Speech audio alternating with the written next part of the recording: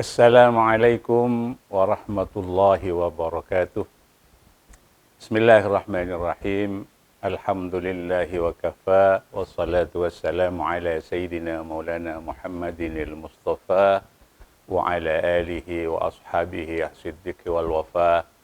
Qalu la ilma lana illa ma 'allamtana innaka antal alimul hakim. Amma ba'du, para pemirsa dimanapun Anda berada, Islam itu selain yang esensial dan substansial, juga ada yang simbolik.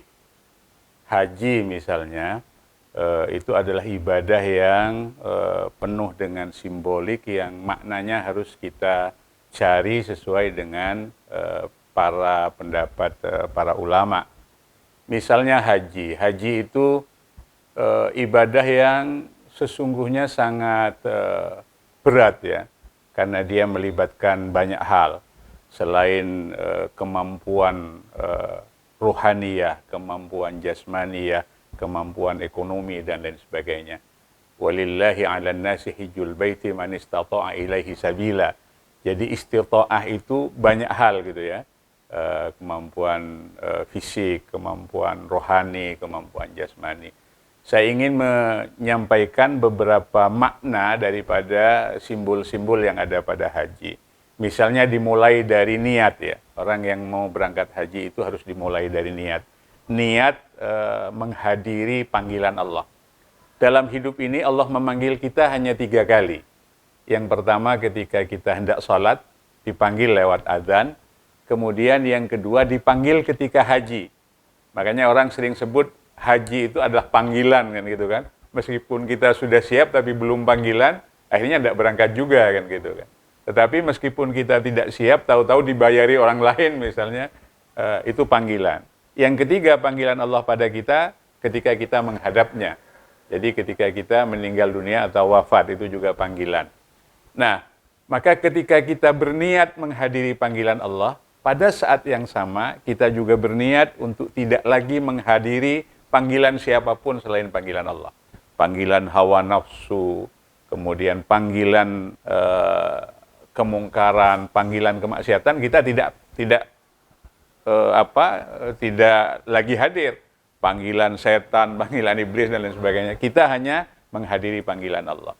Yang kedua, kita kemudian memakai baju ihram, pakaian putih tidak berjahit. Itu makna esensialnya adalah bahwa yang dibutuhkan Allah, yang ketika kita merapat kepada Allah itu hanyalah keikhlasan, hanyalah kesederhanaan, keputihan dan lain sebagainya. Allah tidak membutuhkan baju kebesaran kita, baju kesombongan kita, baju popularitas kita, tidak. Allah hanya membutuhkan kebersihan, kesucian, niat yang tulus daripada kita. Nah, setelah itu para pemirsa, kita kemudian tawaf di situ. Tawaf itu mengelilingi Ka'bah 7 kali. Itu artinya bahwa kita hanya mengelilingi kosmologi ilahiyah. Kita tidak lagi akan mengelilingi kosmologi syaitaniyah, haiwaniyah dan lain sebagainya. Jadi kita hanya berkeliling di situ. Hidup ini hanya berputar pada kosmologi ilahiyah. Yang itulah yang nanti akan mendapatkan kita keberuntungan dan kebahagiaan. Nah, setelah tawaf ada namanya sa'i. Sa'i itu berlari-lari kecil dari Bukit Sofa ke Marwah. Untuk sampai kepada Allah, untuk taqarrub ilallah, untuk liqa ilallah, itu tidak bisa dengan berjalan. Tapi betul-betul harus dengan berlari gitu ya. Wasari'u ila maghfiratin min rabbikum wa jannah arduhas samawati wal ardu uiddatil muttaqin. Kenapa kita untuk sampai kepada Allah tidak santai, tidak hanya berjalan tetapi harus berlari? Karena khawatir kontrak kita di dunia ini keburu habis sebelum kita sampai kepada Allah Subhanahu wa taala. Sebelum kita bertobat, sebelum kita sampai pada jannah, tahu-tahu kita diputus. Kenapa? Karena memang sejak dalam kandungan kita sudah ditentukan kontrak kita di dunia ini. Ada yang 60 tahun, ada yang 50 tahun, ada yang 70 tahun dan lain sebagainya. Maka Allah sampaikan, wasari'u ila maghfiratin min rabbikum wa jannah. Segeralah, berlarilah kalian mendekat kepada Allah. Khawatir justru sebelum sampai kepada Allah, kontrak kita sudah habis duluan misalnya. Nah, itu filosofi daripada sa'i. Baru setelah itu kita berangkat ke Arafah, wukuf namanya, wukuf di Arafah. Kita hanya duduk di situ, hanya membaca istighfar di situ, melihat ribuan bahkan jutaan manusia melakukan hal yang sama dengan niat yang sama. Maka kemudian kita merenung di situ, betapa rendahnya kita, betapa hinanya kita. Yang di kampung kita jadi ini, jadi itu, dan lain sebagainya. Di situ betul-betul tidak ada lagi artinya, tidak ada lagi maknanya. Sama di hadapan Allah. Yang membedakan hanyalah ketakwaan mereka. Inna akramakum indallahi atqakum. Sekaligus muncul dalam pikiran kita, seandainya kaum muslimin yang jutaan itu kemudian bisa bersatu dalam ukhuwah Islamiyah, maka tidak ada satupun persoalan kemanusiaan yang kemudian tidak bisa terselesaikan. Tetapi problemnya, kita semua ingin menjadi pemimpin, kita semua berlomba untuk bergesek satu sama lain, bukan fastabiqul khairat ya. Padahal kekuatan kita, kekuatan Islam itu sangat luar biasa.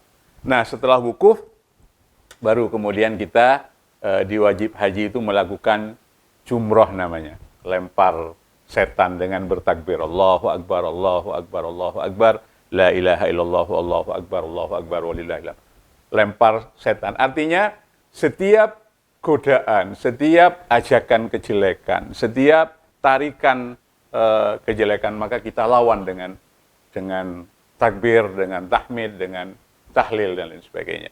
Tetapi juga kemudian ada cerita, meskipun komedian, tetapi ini menurut saya penting, kalau kita terlalu keras ngelempar, kemudian lemparannya balik katanya. Lemparannya balik, mental, setelah ditangkap, waduh, ada suratnya, sesama setan jangan saling melempar, kan gitu kan. Artinya bahwa kita betul-betul ketika melempar jumrah itu betul-betul menghilangkan atau melawan sifat-sifat kesetanan kita, karakteristik iblis yang lain sebagainya. Nah, baru setelah itu kita bergerak mencukur rambut, tahallul namanya. Jadi ketika kita mencukur rambut, itu sesungguhnya makna filosofinya adalah kita harus mencukur semua kejelekan kita. Kita harus mencukur semua aib kita. Kita harus mencukur semua dosa-dosa kita. Sehingga begitu kita keluar dari Makkah lewat tawaf perpisahan itu, kita juga keluar dari semua kesalahan-kesalahan kita. Kita keluar dari semua dosa-dosa kita. Kita keluar dari semua kungkungan yang selama ini justru mempersulit kita mencapai Allah Subhanahu wa taala, sehingga kita keluar dari dari Mekah Madinah itu dalam keadaan yang sangat suci. Maka setelah sampai kepada tanah air, kita didatangi oleh orang lain untuk dimintakan, untuk minta doa dan lain sebagainya. Karena memang segala kesalahan yang kita bawa dari tanah air telah terlepaskan semua dengan cara-cara yang seperti tadi. Maka kemudian bukan berkali-kalinya yang paling dipentingkan dalam ibadah haji itu, tetapi meskipun sekali, tetapi memiliki nilai kualitas yang sangat bagus seperti yang dikatakan tadi, bahwa ketika dia di hadapan Ka'bah misalnya, dia betul-betul mengingat bagaimana filosofinya ketika kita di Safa dan Marwah melakukan sa'i, ketika kita melakukan jumrah dan sebagainya, dan diakhiri oleh kita menyembelih kurban. Itu artinya bahwa kita menyembelih sifat-sifat kehewanan kita, ketamaan kita, kerakusan kita, zalim kita dan sebagainya, harus betul-betul kita sembelih, dan hanya ada pada diri kita sifat-sifat kemanusiaan, yang inilah kemudian nanti dipanggil oleh Allah menjadi jiwa-jiwa yang tenang. Ya ayyatuhan nafsul mutmainnah irji'i ila rabbiki radiyatan mardiyah fadkhuli fi ibadi wadkhuli jannati. Saya kira ini yang bisa saya sampaikan dalam kesempatan ini. Kurang lebihnya mohon maaf. Akhirul kalam, wallahul muwaffiq ila aqwamit thoriq. Wassalamualaikum warahmatullahi wabarakatuh.